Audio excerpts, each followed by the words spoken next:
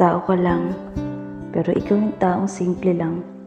Simple lang kung maituturing, pero hani pala ang aking talento. Nagulat ako nang malamang dating estudyante ng Basi ay isa palang magiting na magbibigkas ng mga salita. Higit sa lahat, ikaw ay naging karespe-respetong guro. Tunay na gurong masasabi. Gurong nagbigay inspirasyon sa kanyang pamilya, kamag-anak, sarili at kapwa guro, mga estudyante, at lalo tigit sa lahat sa akin.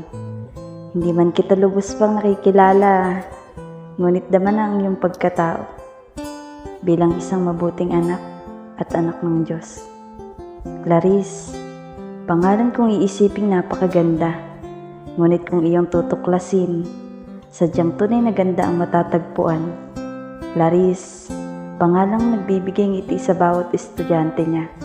Pangalang nagbibigay pagkanyak at kung mamarapatin mo, hindi lang siya guro. Siya ay isang guro na kahit anong mangyari, gagawin ang college life mong masaya at mag-iiwan ng ngiti sa mga labi. Labing bibigkasin palagi ang alaalang masayang naglaho na. Salamat. Salamat po, Ma'am.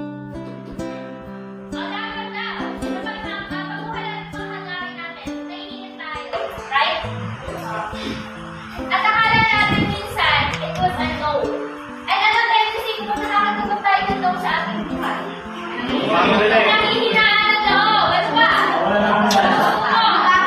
Nakawala ng pag-asa. Nalulungkot at Nalulungkot pa. nawawalan ng pag-asa dahil ang ating buhay ay kasalanan ng mundo.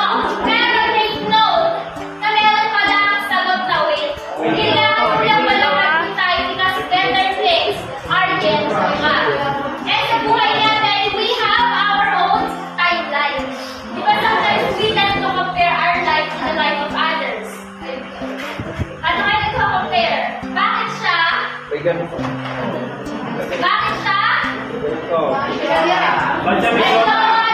Bakit siya? Successful na sa buhay. Bakit siya? Pinanganak sa mayamang pamilya.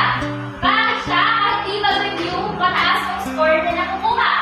But then you have to know na kapag nagkukumpara tayo, papasok ang discontentment, may insecure tayo at panghihinaan ng loob. But then you guys have to know that we have our own time. Okay. So,